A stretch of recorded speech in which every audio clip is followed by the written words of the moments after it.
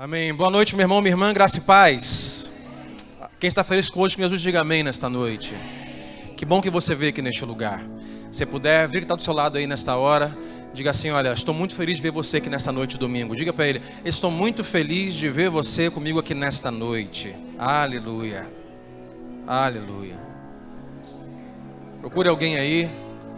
Está um pouco escuro, mas vai acender a luz já, né, André? Acende a luz, por favor.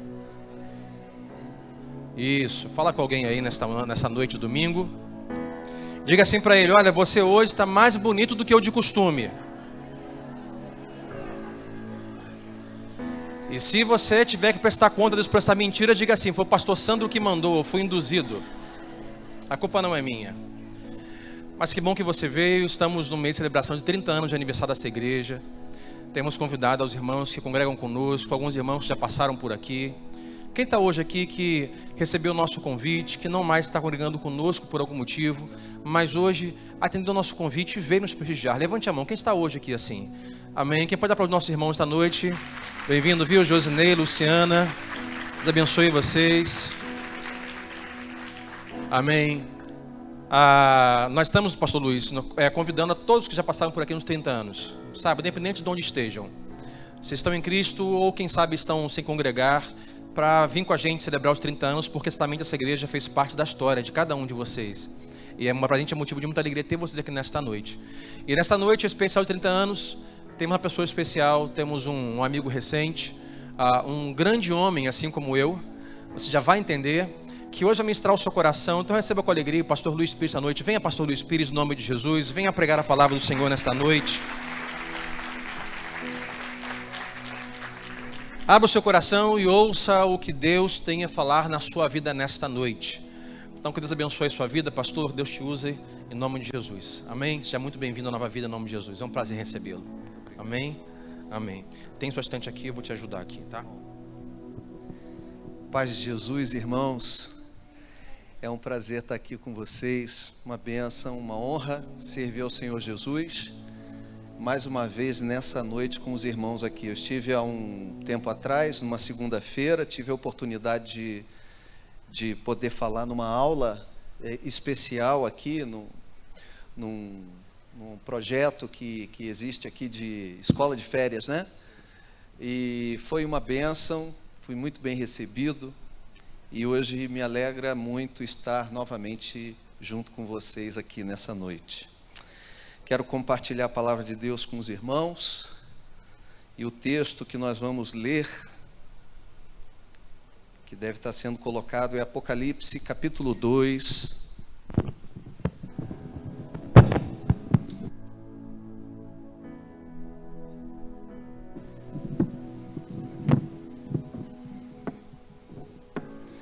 Capítulo 2, dos versos 8 ao 11. Eu vou abrir aqui a minha Bíblia no celular, porque a outra eu só uso para ler em casa agora, com óculos. Você pode me acompanhar? Eu vou ler na minha versão. Você está com a NVI aí na tela? Diz assim: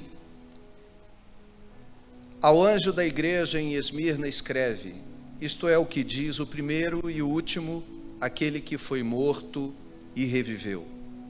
Conheço tua tribulação e tua pobreza, mas tu és rico, e a blasfêmia dos que se dizem judeus, mas não são, pelo contrário, são sinagoga de Satanás. Não temas o que hás de sofrer. O diabo está para colocar alguns de vós na prisão, para que sejais provados, e passareis por uma tribulação de 10 dias. Sê fiel até a morte, e dar-te-ei a coroa da vida. Quem tem ouvidos, ouça o que o Espírito diz às igrejas. O vencedor, de modo algum, sofrerá o dano da segunda morte. Vamos orar? Deus querido, nessa noite pedimos a tua graça sobre nós mais uma vez. Ao lermos a tua palavra, agora pedimos esta palavra inspirada pelo teu Espírito, pedimos que o teu Espírito venha sobre nós, que o teu Espírito nos ilumine a mente e nos abra o coração, e possamos receber esta palavra com todas as suas propriedades. Ela encontre o lugar de necessidade em nosso coração e nos transforme pelo poder do teu Espírito. É a nossa oração nessa noite, em nome e por amor de Jesus. Amém, amém. Você pode sentar-se.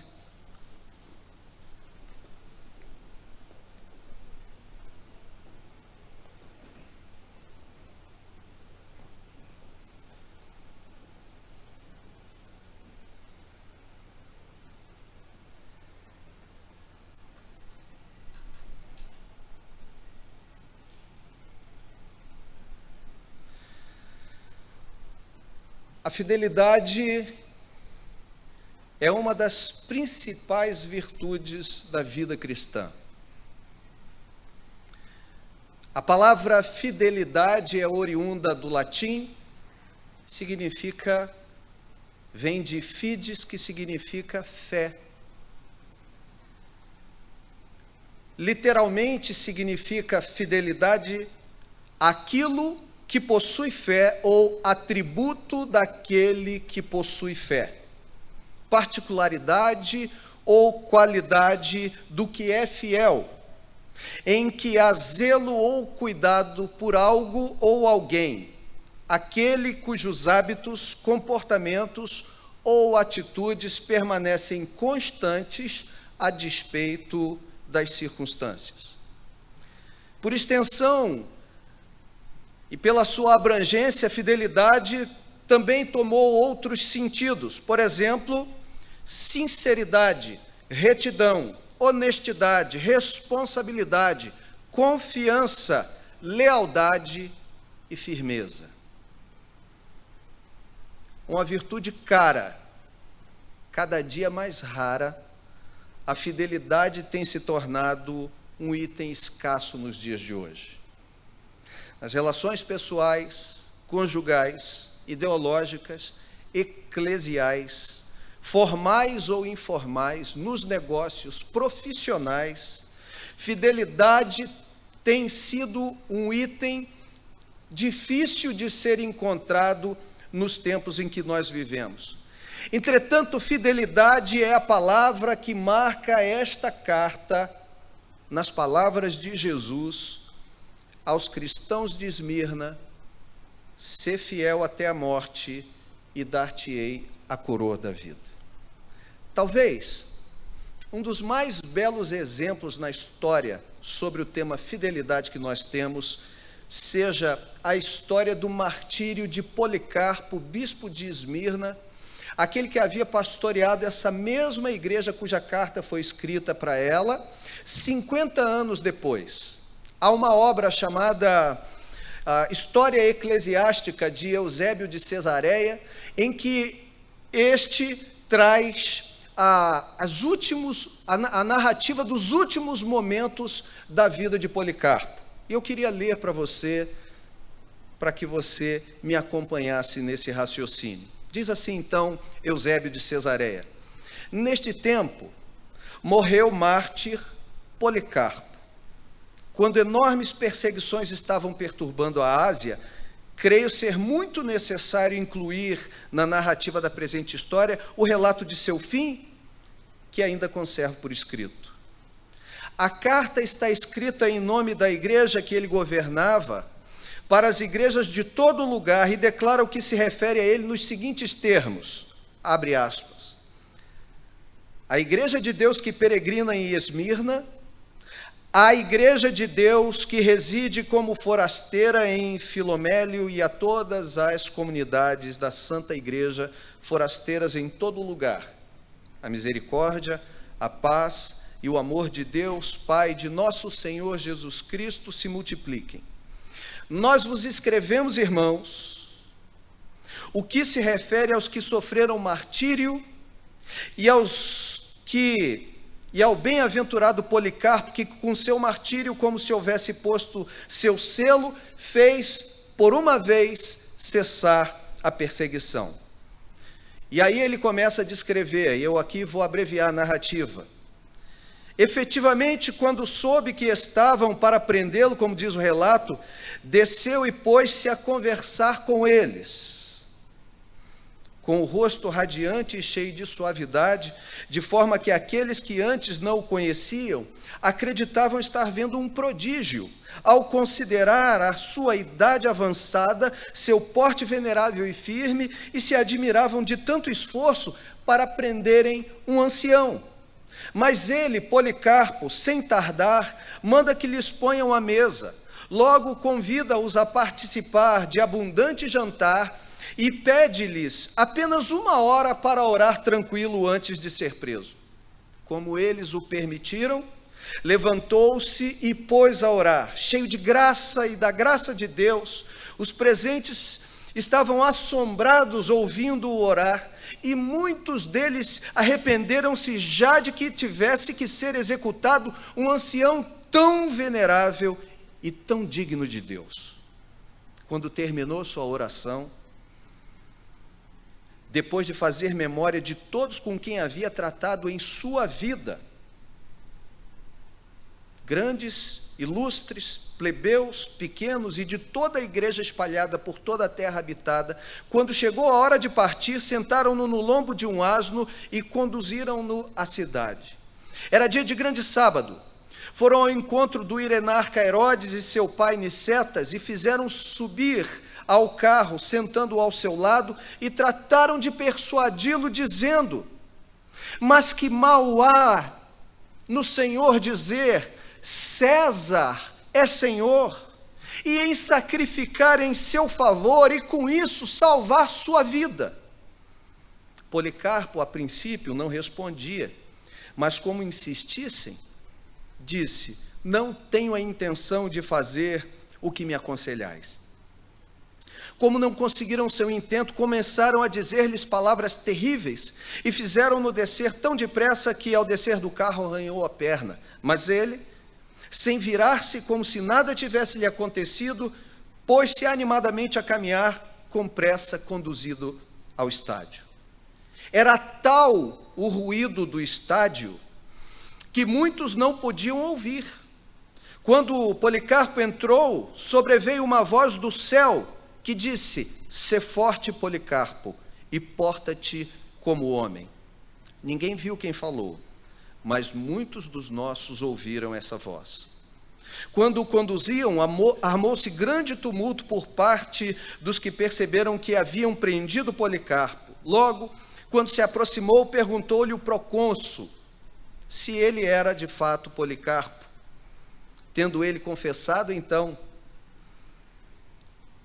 tentou persuadi-lo a que renegasse, dizendo: tenha consideração a tua idade, e outras coisas parecidas a estas, mas como tem costume de dizer, jura pelo gênio de César, muda de pensar, diga: morram os ateus, referindo-se aos cristãos.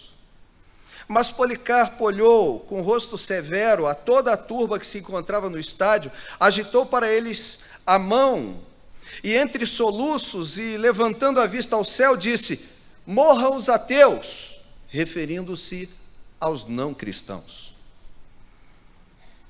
Quando o governador lhe pediu e disse: jura e te soltarei, maldiz a Cristo, Policarpo disse: 86 anos o tenho servido e nenhum mal me fez. Como posso blasfemar contra meu rei que me salvou? Como então insistisse o procônsul que dissesse: jura pelo gênio de César, Policarpo respondeu: se abrigas a vã pretensão de que eu jure pelo gênio de César, como dizes, fingindo ignorar quem eu sou, com franqueza escuta, sou cristão. Mas se é que queres aprender a doutrina de Cristo, me dá um dia e escuta. O procônsul disse: convence o povo. Policarpo replicou: a ti considero digno do meu discurso, mas a esse povo não. E o procônsul disse: tenho feras, a elas te lançarei, se não mudas tua posição. Mas ele respondeu: chama-as. Porque para nós, cristãos, não é possível mudar da posição se é do melhor para o pior. O bom é mudar do ruim para o justo. Insistiu o procônsul: se não te arrependes, farei com que o fogo te dome, se desprezas as feras. Policarpo disse: ameaças com fogo que arde algum tempo, mas depois de um pouco se apaga, e ignoras o fogo do juízo futuro e do castigo eterno reservado aos ímpios? Mas porque tardas, traga o que quiseres. E devia de fato cumprir-se a visão que teve no seu travesseiro quando orava, porque viu que se consumia abrasado pelo fogo, e voltando-se para os fiéis que estavam com ele, disse-lhes em tom profético: devo ser queimado vivo. Isto se fez mais depressa do que foi dito. A turba arrancou das oficinas e dos banhos a madeira, a lenha miúda. Os mais entusiasmados em colaborar com a tarefa foram de costume os judeus. Quando a fogueira estava pronta, Policarpo despojou-se de todas as suas roupas, tratou de soltar também seu calçado, e em seguida foram colocando à sua volta os instrumentos preparados para a fogueira. Mas quando já iam pregá-lo, disse-lhes: deixai-me assim, pois quem me dá a esperar com pés firmes o fogo, me dará também, sem que seja necessária a segurança de vossos pregos, o manter-me firme de pé na fogueira. E não o pregaram, mas o amarraram. Com as mãos às costas, é amarrado como um carneiro escolhido, que é tirado de um grande rebanho para o holocausto aceitável a Deus Todo-Poderoso, levantou a voz e disse: Pai de teu amado e bendito Filho Jesus Cristo, por quem recebemos o conhecimento acerca de ti, Deus dos anjos, das potestades, de toda a criação e de toda a raça dos justos que vivem em tua presença. Bendigo-te porque me julgaste digno deste dia e desta hora, para ter parte entre o número dos mártires no cálice do teu Cristo, para a ressurreição na vida eterna, tanto da alma como do corpo, na integridade do Espírito Santo. Queira seja eu recebido em tua presença hoje, com eles, em sacrifício pio e aceitável, segundo preparaste de antemão, como de antemão manifestaste e o cumpriste, ó Deus, sem mentira e verdadeiro. Por esta razão e por todas as coisas te louvo, te bendigo, te glorifico por meio do eterno e sumo sacerdote, Jesus Cristo, seu Filho amado, pelo qual seja a glória a ti, com ele, no Espírito Santo, agora e nos séculos vindouros. Amém. Quando pronunciou o amém e terminou sua oração, os encarregados do fogo acenderam-no, fazendo-se uma grande chama, porém vimos um prodígio, aqueles aos quais foi dado vê-lo e que fomos conservados para anunciar aos demais o ocorrido. Ao fim, vendo aqueles ímpios que o corpo dele não era consumido pelo fogo, ordenaram ao carrasco que se aproximasse e cravasse nele sua espada. Fizeram isso. Brotou um caudal de sangue tão grande que apagou o fogo e deixou assombrada a multidão, que via a grande diferença entre os infiéis e os eleitos. Um destes foi este homem, admirável em demasia, mestre apostólico e profético de nossos dias, bispo que foi da igreja de Esmirna. Efetivamente, toda a palavra que saiu de sua boca se cumpriu e se cumprirá.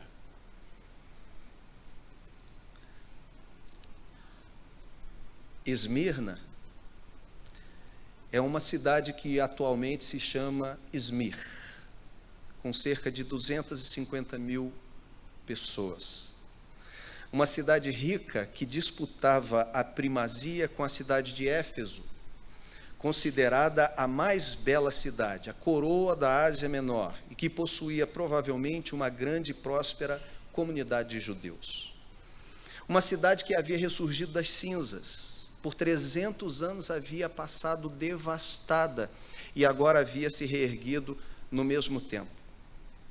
uma cidade que levava o título de ser a mais fiel de todas as cidades a Roma, a capital do império, ao ponto de ser a cidade a possuir o primeiro templo de adoração a Deus a Roma. Uma cidade cheia de arquitetura, de belos templos a deuses como Cibele, Zeus, Apolo, Afrodite e Esculápio. Uma cidade onde havia muitos jogos atléticos, onde se disputavam coroas da vitória. Em contraponto a isso, a igreja que havia na cidade de Esmirna era uma igreja pobre financeiramente, possivelmente pela retaliação e pressão econômica dos judeus. Uma igreja que enfrentava a perseguição e o perigo da morte, onde as falsas acusações difamatórias da comunidade judaica local eram o seu maior inimigo. Uma igreja chamada a ser fiel a Cristo, o primeiro e o último, e a conquistar não uma coroa qualquer de uma competição qualquer, mas a coroa da vida. Uma igreja cujo nome significa mirra. Sentido de Esmirna é mirra. Uma planta amarga, da qual se extrai um delicioso perfume depois de seu esmagamento. A essa igreja, Jesus ordena que seja fiel, como o testemunho que lemos, até o ponto de morrer, se necessário. Portanto, irmãos, nessa noite, eu queria compartilhar com você algumas lições que podemos aprender com esta carta acerca do tema fidelidade. Este item tão raro nos dias de hoje. Portanto, em primeiro lugar, eu posso aprender com esta carta que Cristo não requer de nós uma fidelidade que Ele mesmo não tenha tido primeiramente. Olha o que diz comigo o verso 8. Escreve ao anjo da igreja em Esmirna, isto é o que diz o primeiro e o último, aquele que foi morto e reviveu. Jesus apresenta a sua credencial a esta igreja, e a sua credencial é a credencial da fidelidade à sua missão. Não houve na história um homem mais fiel à sua missão do que Jesus. Ele foi capaz de dar a sua vida integralmente para o cumprimento dessa missão. Portanto, quando Jesus apresenta como uma exigência, uma exortação e uma exigência aos cristãos de Esmirna, diante das adversidades e das circunstâncias, a exigência da fidelidade, ele não está falando de uma coisa que ele mesmo não tenha provado. A encarnação de Jesus Cristo é a prova do comprometimento de Deus com a sua missão. Nenhum de nós duvida que Deus, na capacidade do seu poder, seja capaz de resolver qualquer coisa, pela sua própria vontade. Na teologia, nós sabemos que Deus não poderia simplesmente fingir que nada tinha acontecido em função do pecado, porque todos os seus atributos são equânimes, eles são isonômicos, eles têm o mesmo peso. E o amor de Deus, desejando salvar homens, teve de, entretanto, pagar o preço da justiça de Deus, que havia sido aviltada quando quebrada a obediência por Adão. Portanto, então, Deus precisa agora, para cumprir o desejo do seu amor, realizar o cumprimento da sua justiça. O justo precisa morrer no lugar de homens ímpios, para salvá-los. Deus leva a sério, e Jesus vem, e Jesus é fiel a toda a sua missão. Portanto, quando Jesus chama a atenção daqueles cristãos, diante daquele momento de perseguição e de dificuldade, para que eles fossem fiéis, Jesus não estava falando de algo que ele mesmo não houvesse experimentado, e mais, de alguém que havia experimentado em toda a sua intensidade. A palavra de Deus diz que ele em tudo foi tentado, porém não cometendo nenhum pecado. Ele experimentou todo tipo de tentação no máximo da sua possibilidade. Esse que experimentou todas as coisas é o mesmo que diz para essas pessoas e, por extensão e aplicação para nós hoje. Ser fiel. Ele é o primeiro e o último. Quando Cristo exige de nós fidelidade, Ele não exige de nós hoje uma fidelidade que seja inatingível, inalcançável ou mesmo impossível de realizarmos.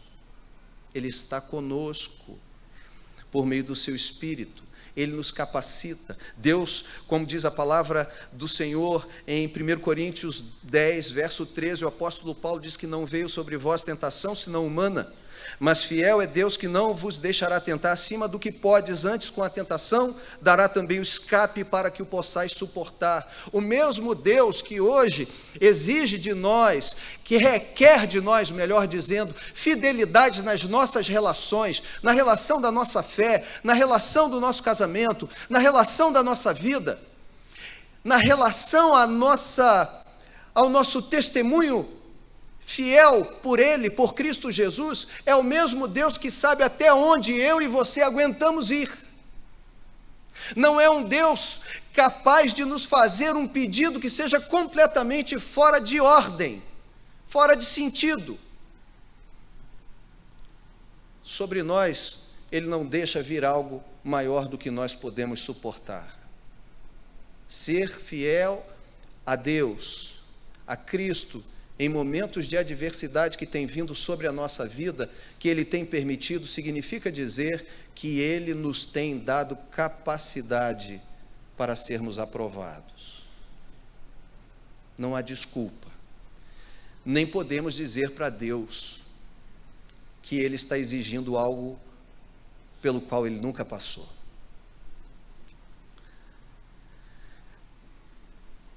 A segunda lição que eu aprendo com esse texto, contudo, é que Cristo requer de nós a fidelidade a fim de experimentarmos o ressurgimento da vida depois da morte.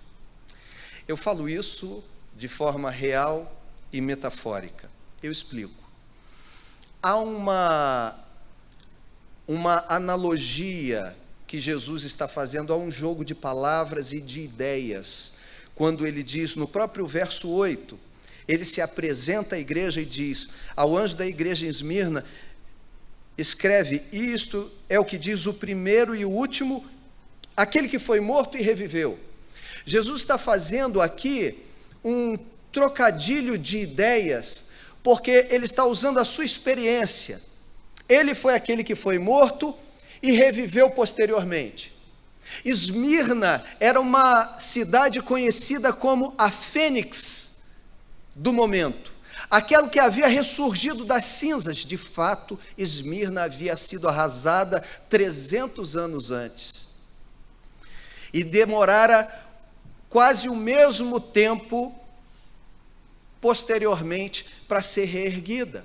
Portanto, Esmirna era tida como a Fênix, a cidade que ressurgiu dos mortos, ressurgiu das cinzas. E Jesus está dizendo que Ele é aquele que de fato ressurgiu dos mortos, Ele é aquele que ressurgiu das cinzas. Portanto, quando Ele diz para aqueles cristãos ser fiel até o ponto de morrer, não é até a morte, mas ao ponto de morrer nesse sentido, eu vou explicar um pouco mais à frente.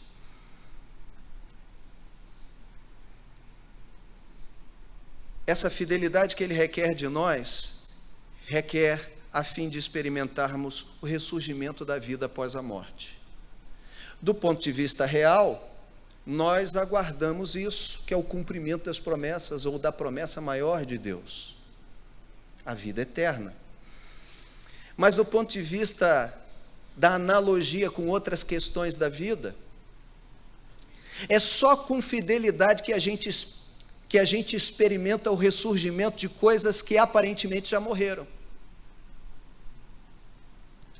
Quantos casamentos falidos não ressurgiram das cinzas pela fidelidade sequer de um dos cônjuges, que se mantiveram fiéis a Deus, que se mantiveram firmes na promessa, na palavra de Deus, Enquanto um saía, abandonava, vivia pelo mundo as suas paixões e os seus desejos, e o outro estava ali, dobrado, os seus joelhos aos pés da cruz, aguardando a promessa de Deus, aguardando o ressurgimento de um amor que quantas vezes nós, como pastores, já ouvimos algumas pessoas falar: pastor, não dá mais, o amor acabou.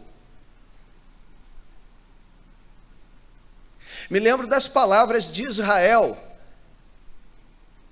proferidas pelo profeta Ezequiel: estamos cortados, fomos cortados, estamos secos, acabou. Não há mais esperança para Israel. Quantos de nós já experimentamos o ressurgimento de coisas que estavam mortas? Sabe por quê? Por causa da fidelidade. Nos apegamos a Deus e rejeitamos largar a perna daquele anjo antes que ele tocasse na juntura da nossa coxa e nos abençoasse. Por isso Jesus requer a fidelidade deles e, por extensão, a fidelidade que Jesus requer de nós é a fim de experimentarmos o surgimento da vida depois da morte. Casamentos que ressuscitaram e se tornaram melhores no segundo momento do que no primeiro. Pessoas que saíram da condição de mortos, sem esperança, sem expectativa na vida, que quando tiveram um encontro com Jesus e se mantiveram fiéis, Deus os colocou, os levou a posições que eles jamais seriam capazes de imaginar, ou mesmo transformar alguém tão destruído psicologicamente num pastor, como eu me achava há 25 anos atrás. Mas em terceiro lugar, Cristo requer de nós a fidelidade, porque Ele é o padrão, porque ela, a fidelidade, é o padrão pelo qual Ele nos avalia. O verso 9, parte A, diz assim: conheço tua tribulação e tua pobreza, mas tu és rico. A palavra pobreza aqui, a palavra grega ptokeia, significa literalmente miserável.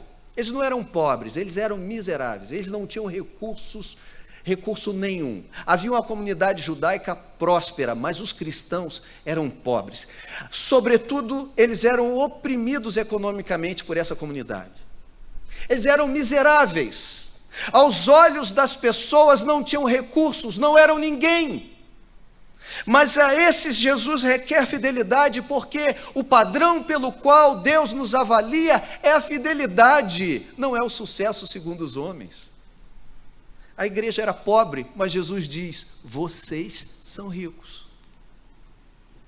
É interessante isso, porque a igreja de Laodiceia, que era composta de uma comunidade rica, sobretudo de judeus que faziam parte daquele lugar por causa do chamado pó frígio e da lã negra que havia naquele lugar, e economicamente eles eram abastados, a igreja se gabava desse valor que tinha, dizia para si mesma: somos ricos, mas Jesus disse: vocês não sabem que são cegos, pobres e nus, miseráveis, cegos, pobres, nus. Mas a essa igreja, pobre aos olhos dos homens, rica aos olhos de Deus, a fidelidade é o padrão pelo qual Deus nos avalia, irmãos. É a fidelidade que faz com que haja 30 anos esse trabalho. Essa igreja está fazendo 30 anos porque teve fidelidade, primeiro de Cristo, a obra é dele. Segundo, de pessoas que dedicaram a sua vida e se comprometeram com o chamado de Jesus. Agora, essa mesma igreja pode hoje crescer ou mesmo diminuir em alguma medida em função dos tempos que a gente vive, inclusive por causa da fidelidade. Fidelidade à Bíblia, fidelidade a Deus, não negociando os padrões divinos para favorecer uma massa de pessoas. Fidelidade, entretanto, é o padrão pelo qual Deus nos vê. Enquanto os homens nos avaliam pelo ter, Deus nos avalia pelo ser. Enquanto o homem vê segundo os padrões naturais, Deus vê segundo o coração. A gente vê muito relato disso no campo missionário. Porque hoje, irmãos, nós vivemos numa sociedade que o sucesso é medido pela quantidade de bens que você tem. E infelizmente, muitas igrejas também são medidas o seu valor pela quantidade de pessoas que tem. Ora, é muito bom quando uma igreja é grande, bonita e tem todo o recurso. Isso não é o problema, se isso está sendo feito e sendo recebido por fidelidade à palavra de Deus.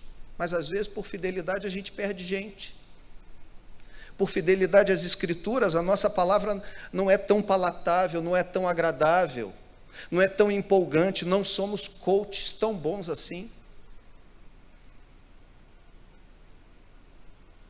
E aí a gente não consegue alcançar, ou melhor, tentando alcançar um padrão humano de sucesso, a gente acaba perdendo o padrão de Deus.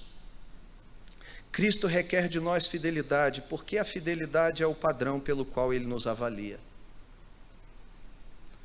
Não é se o campo missionário, se os missionários fossem avaliados pela quantidade de pessoas que eles conseguem evangelizar em determinado tempo, mas não é por isso que Deus os avalia.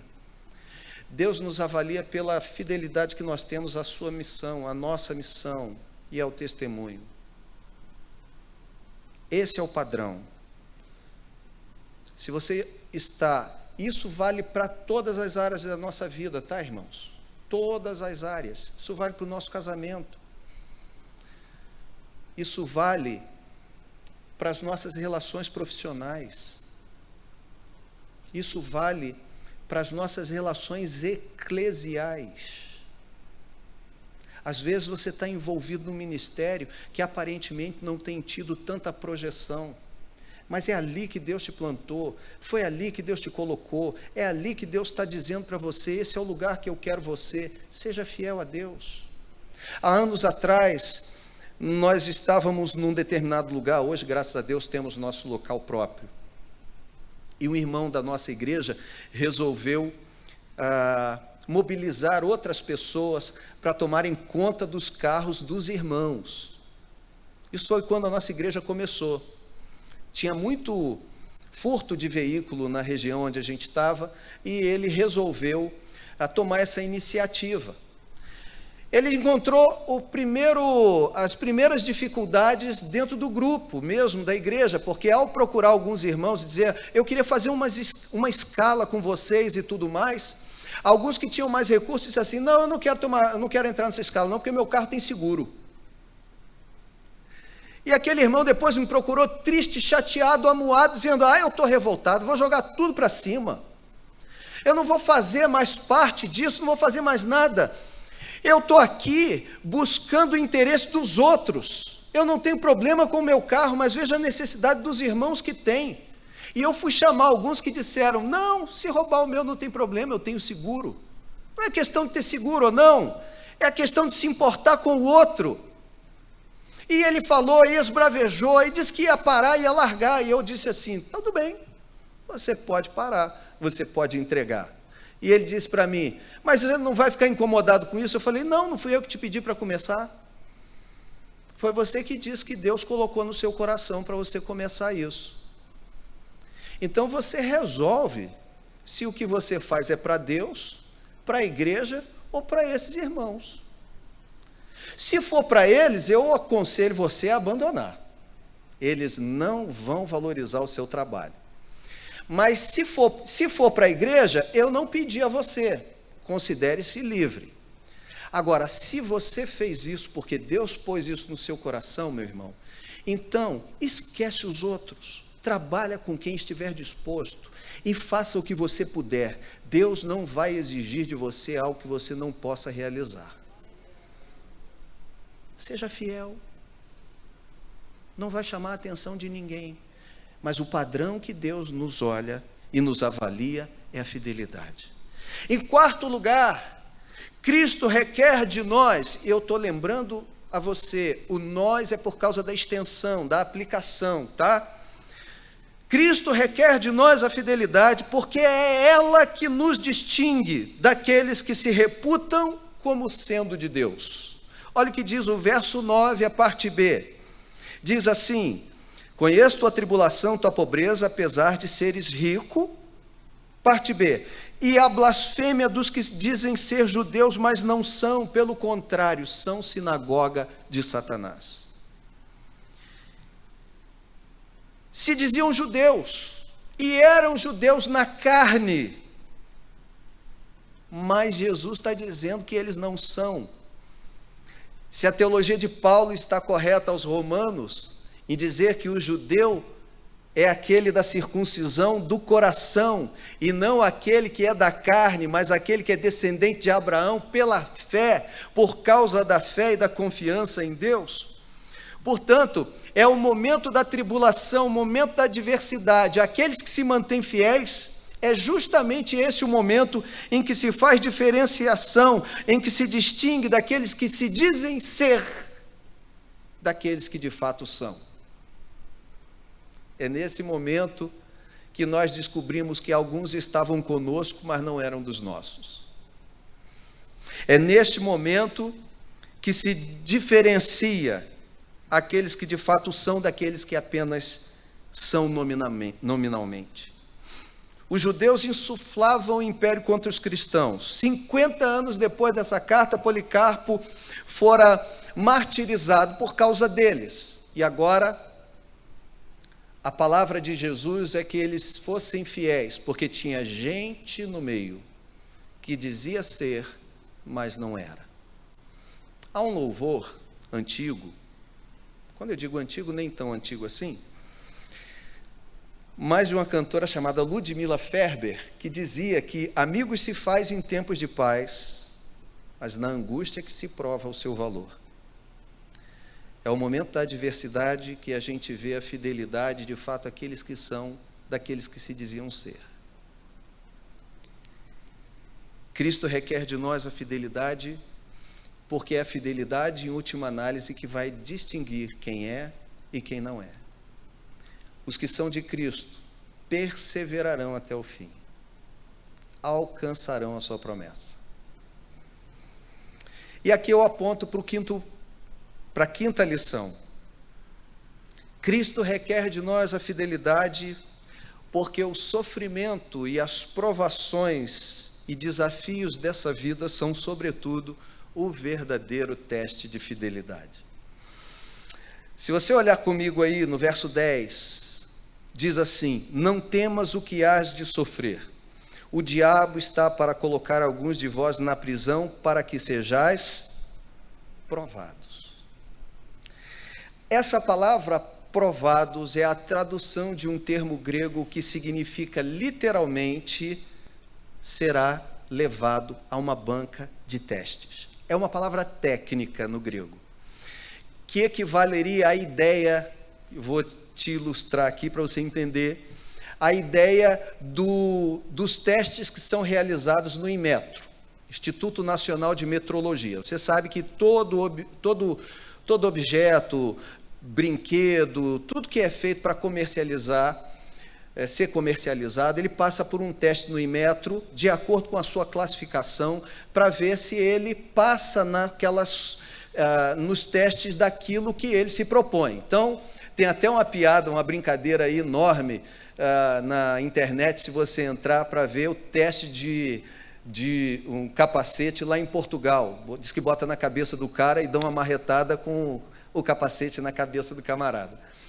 Mas, brincadeiras à parte, Eu não sei se você já teve a curiosidade, eu já tive a curiosidade de entrar de fato num site para ver o teste a que é submetido um capacete de motociclismo.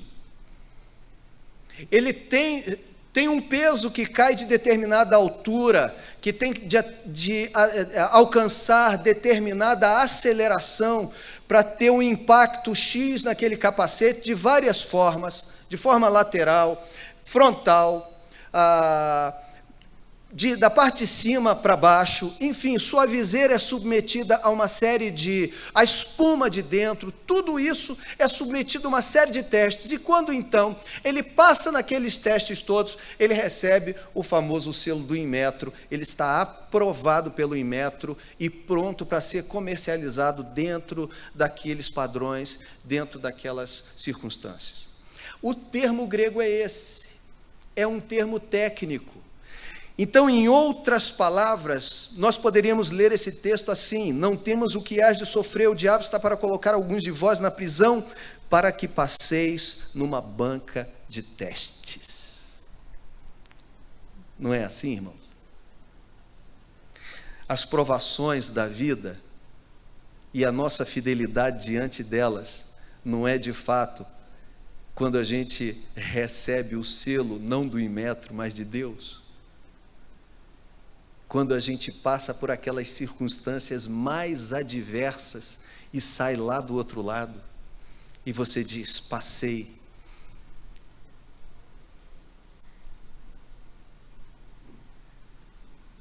O nome da cidade era Esmirna, mirra.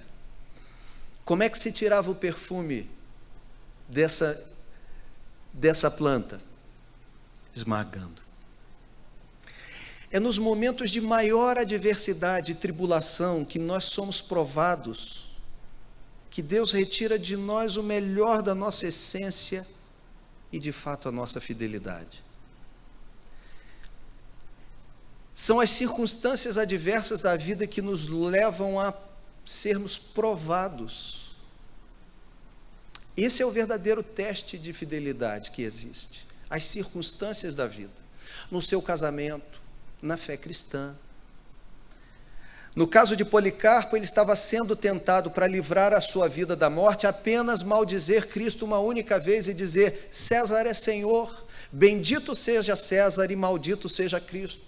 Ele se recusou a fazer isso. Talvez se diga assim: isso não é o meu caso, nós não estamos debaixo de franca perseguição, mas eu diria para você uma coisa: toda vez que nós somos infiéis, por exemplo, ao nosso cônjuge, nós estamos realizando exatamente a mesma coisa, maldizendo Cristo e levantando um outro Deus. Quando nós somos fiéis à missão que Deus nos deu, fazemos a mesma coisa. Quando nós somos infiéis, quando somos infiéis à nossa vocação, ao nosso trabalho, o que nós estamos sendo é infiéis a Cristo. Ninguém ama a Deus a quem não viu, se não ama a seu irmão a quem viu. E ninguém fale de fidelidade à missão de Deus sem conseguir ser fiel às circunstâncias que Deus apresenta na vida do dia a dia. Portanto, irmãos, as circunstâncias adversas são de fato o grande teste de fidelidade, e é por isso que Deus requer de nós. Seu casamento passar por uma situação adversa, você receberá o selo do lado de lá?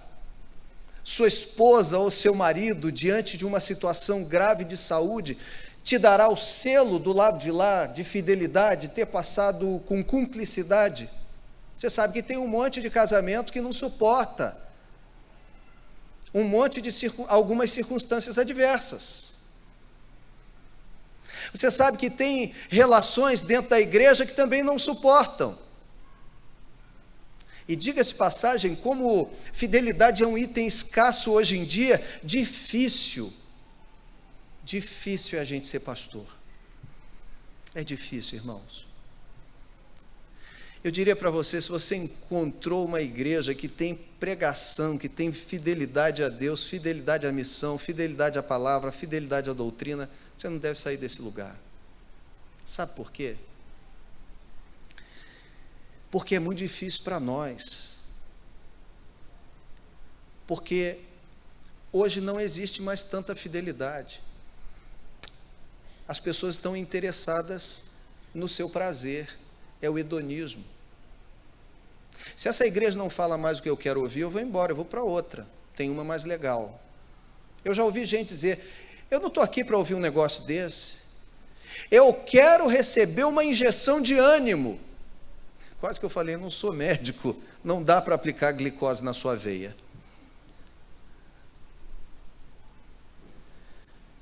A palavra de Deus às vezes nos anima, às vezes nos desanima. Quando ela topa, ou nos faz topar com o nosso pecado, ela nos desanima, ela nos faz vermos como somos maus, imperfeitos, como a gente precisa da graça de Deus. Fidelidade nos testes da vida. Sexto e penúltimo ponto. Cristo requer de nós a fidelidade porque, apesar de certo, o sofrimento também tem data de validade. Ah, eu ouvi um aleluia. Eu ouvi um aleluia nessa mensagem. É verdade, olha o verso 10, preste atenção comigo. O diabo está para colocar alguns de vós na prisão, para que sejais provados, e passareis por uma tribulação de 10 dias. Ser fiel até a morte, dar-te-ei a coroa da vida. Irmãos, são 10 dias, o texto diz, isso para mim é de um emblema enorme, porque se fosse genérico, se as coisas não estivessem totalmente nas mãos de Deus e de Jesus Cristo, o texto nos apontaria assim, passareis por uma tribulação de um tempo, passareis por um período de tribulação, até poderia ser, mas esse texto é tão emblemático, Jesus disse, vocês vão passar por uma tribulação de 10 dias, não são 9, não acaba antes da hora, mas não são 11, tem dia e hora para começar o sofrimento, a prova, a tribulação, a tentação na nossa vida, mas tem dia e hora para terminar. As coisas não acontecem fora do controle de Deus, Deus não foi pego desprevenido, todas as coisas estão patentes sobre aquele que é criador e mantenedor de todas as coisas, estão sob o seu cuidado, sob o seu domínio. Se você estiver passando por um momento de aperto, um momento difícil, um momento de sofrimento, um momento de tribulação, saiba de uma coisa, teve dia para começar, e tem dia para terminar. Ele falou, uma tribulação de 10 dias, sejam fiéis. Adolf Pohl, que é um comentarista do Novo Testamento, sobre a paixão de Cristo, ele faz um comentário dizendo que é preciso ter uma visão desromantizada da vida. Existe uma noite escura em que não se pode fazer nada, apenas sofrer e esperar passar. A gente viu isso na vida de Jó. Tem circunstâncias que não dependem de nós. Algumas de fato nós sofremos porque nós as provocamos, por escolhas erradas da vida, mas outras nós não fomos os autores desse processo, mas todas estão no controle de Deus. Após o 10º dia, virá o 11º. Após o choro de uma noite, diz o salmista, vem a alegria pela manhã. Há 2000 anos atrás, houve uma sexta-feira tenebrosa, mas posteriormente um domingo glorioso. Deus requer de nós a fidelidade porque o sofrimento, a tribulação, a adversidade tem data de validade. E por fim, irmãos, Cristo requer de nós a fidelidade porque a vitória só vem depois da luta. Verso 10 diz, sê fiel verso 10, última parte, parte C, ser fiel até a morte e dar-te-ei a coroa da vida. Aqui a expressão é ser fiel ao ponto de morrer, leve a sua fidelidade às últimas consequências. Hoje é domingo, sexta-feira, feriado, eu inicio a minha 10ª jornada no campeonato Master de vôlei que existe há mais de 10 anos em Saquarema. Lá no CDV, Centro de Desenvolvimento do Voleibol, que é a sede da CBV, onde ficam os atletas. Eu tiro uma folga de 8 dias da igreja e passo 8 dias em Saquarema jogando cerca de 2 ou 3 jogos por dia durante 8 dias. 1.300 atletas, 300 e tantos times. Temos um time bom aqui, atletas, ex-atletas profissionais de voleibol de Niterói e São Gonçalo. Somos triotetracampeões brasileiros. Existe uma sala naquele lugar, quando nós passamos de um ambiente para outro, são 8 quadras, e acontecem 8 jogos simultâneos, de 8 da manhã às 10 horas da noite. Existe uma sala que é a sala de musculação, e a lateral é a sala de fisioterapia. Todas as 8 seleções brasileiras, de todas as categorias de voleibol, masculino e feminino, ficam alojadas naquele lugar, internas por 3, 4, 5, 6 meses ao ano, treinando para os campeonatos mundiais. Eles ficam ali sendo alimentados, fazendo todo tipo de treinamento, longe de suas casas, longe de suas famílias, para serem, como por exemplo a gente viu nas mãos do Bernardinho, se eu não me engano, 8 vezes campeão mundial, o time adulto, masculino.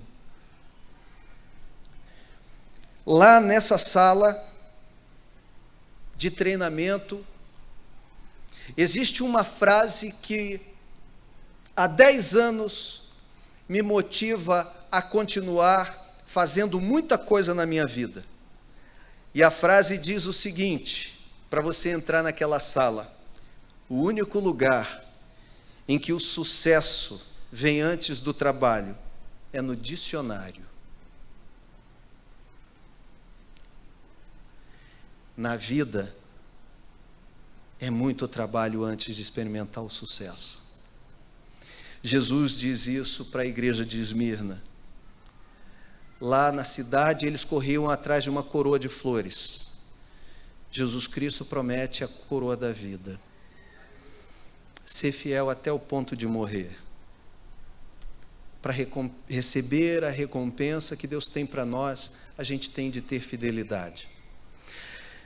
Se a gente pensar do ponto de vista escatológico, a nossa recompensa é a vida eterna.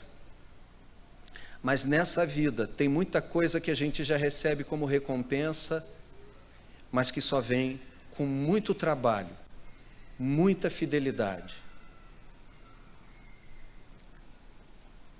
Na vida profissional, na vida ministerial, na vida conjugal. A cidade de Esmirna se gabava de ser fiel a Roma.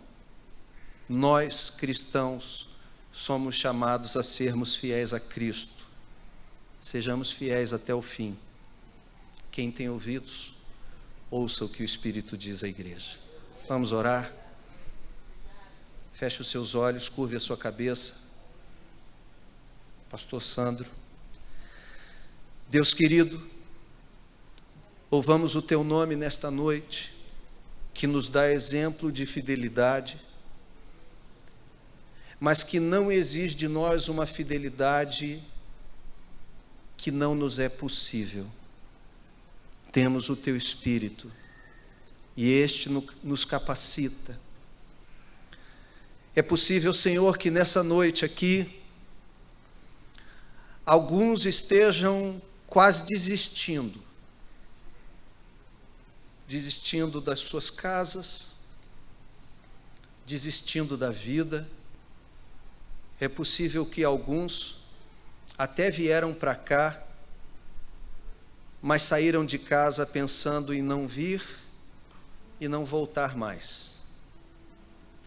Deus, em nome de Jesus, gera essa fidelidade no coração da tua igreja. Não permita, Senhor, que desistamos.